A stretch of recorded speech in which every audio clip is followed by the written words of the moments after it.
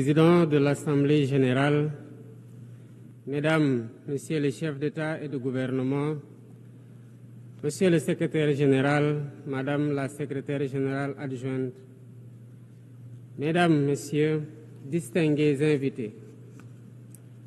Avant tout propos, je voudrais saisir cette tribune pour saluer à nouveau la mémoire de mon compatriote, Amadou Makhtar Mbow, qui vient de nous quitter. Ancien directeur général de l'UNESCO de 1974 à 1987, il fut un homme d'État émérite et un fervent acteur panafricain de la lutte pour les indépendances. Je félicite M.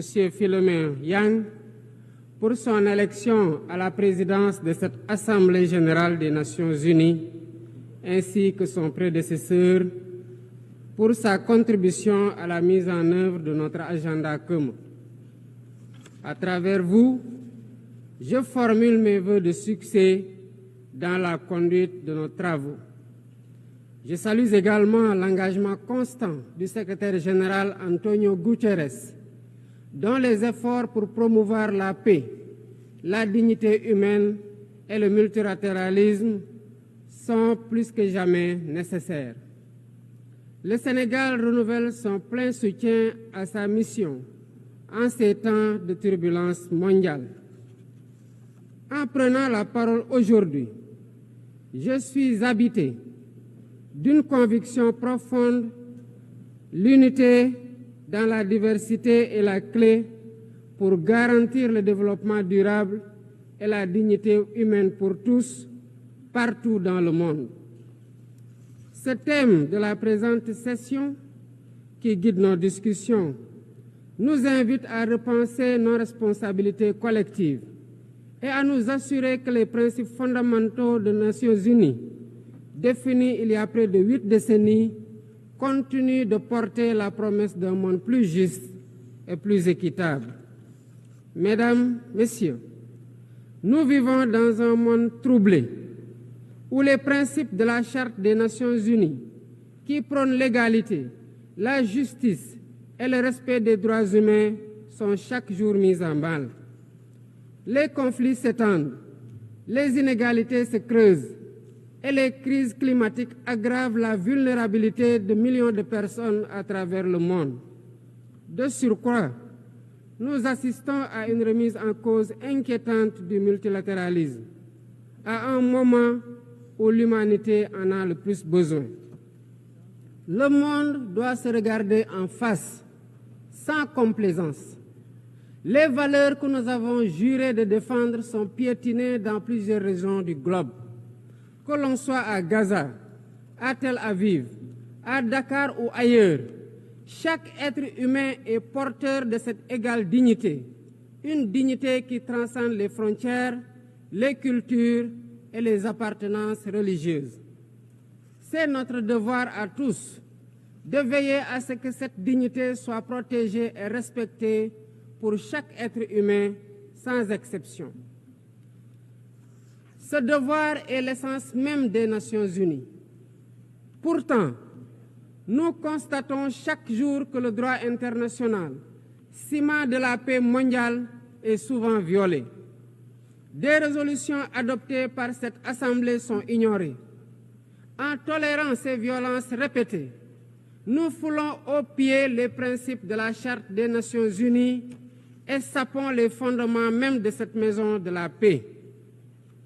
Jamais les fondements des Nations unies n'ont autant vacillé qu'en ces temps de violence et de peur et d'incertitude. Si nous voulons éloigner le spectre de la guerre et œuvrer à l'avènement d'un monde meilleur, alors il est temps de changer les paradigmes.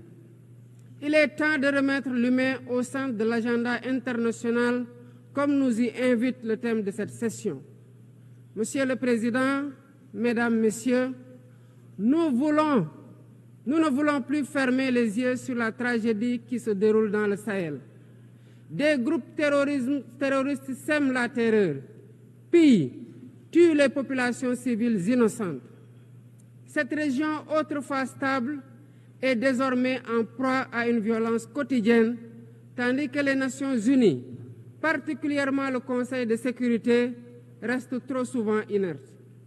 De même, nous ne pouvons pas accepter que le Sahel devienne le théâtre de rivalités de puissances étrangères dont les affrontements ne font qu'aggraver la déstabilisation de la région.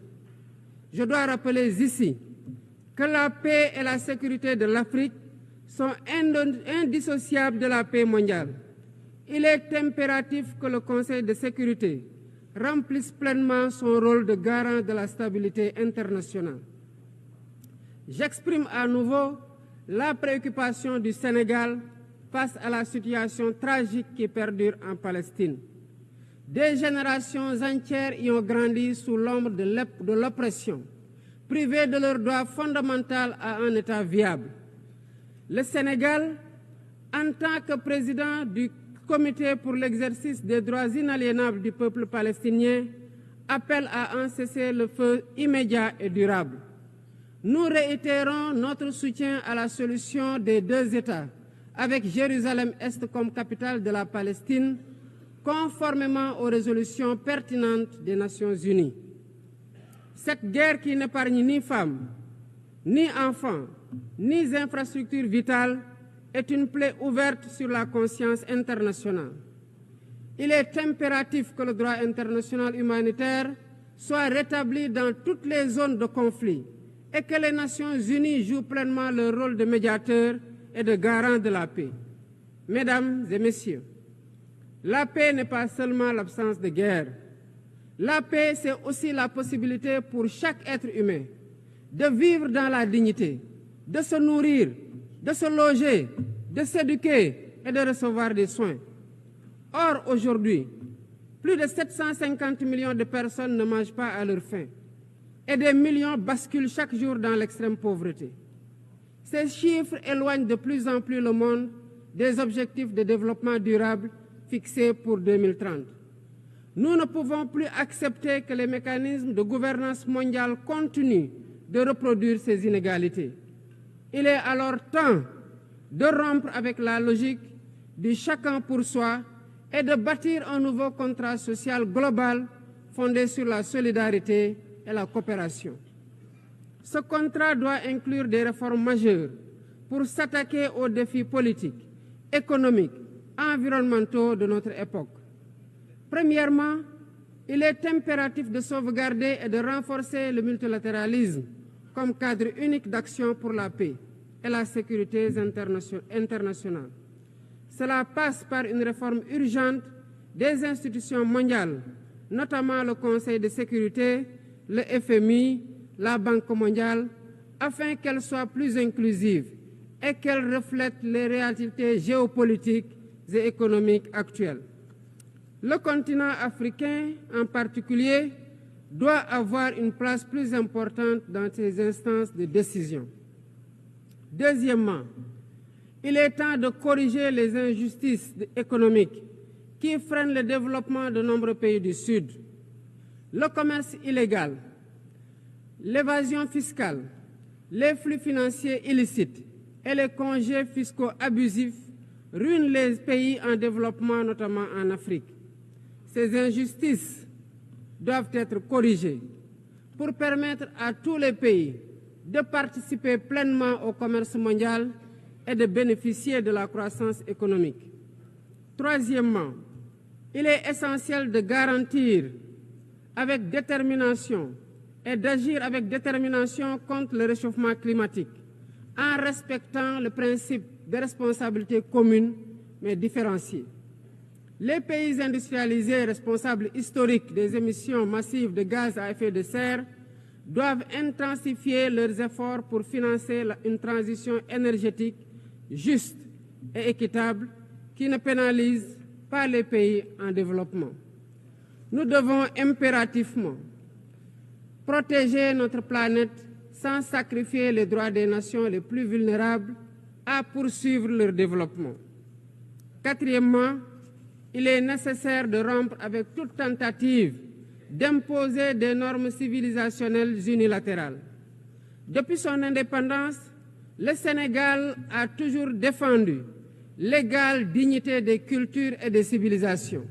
Et cette diversité doit continuer à être la base de la coexistence pacifique entre les peuples. Aucune nation ne devrait imposer aux autres ses pratiques ou ses valeurs comme normes universelles. Le respect des différences est le fondement de la stabilité et de la paix dans le monde. Mesdames et messieurs, le Sénégal est fermement engagé dans cette voie. Nous avons choisi de bâtir un État résolument tourné vers le développement durable avec des initiatives ambitieuses dans des domaines tels que les énergies propres, la souveraineté alimentaire et la gouvernance transparente.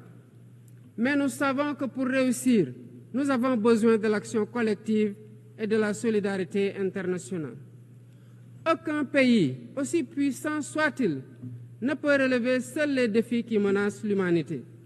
Il nous faut donc agir ensemble, unis dans la diversité, pour construire un avenir où la dignité humaine est respectée, où la justice prévaut et où la prospérité est partagée. C'est par la coopération et le respect mutuel que nous surmonterons les crises qui secouent notre monde. Je vous remercie de votre aimable attention.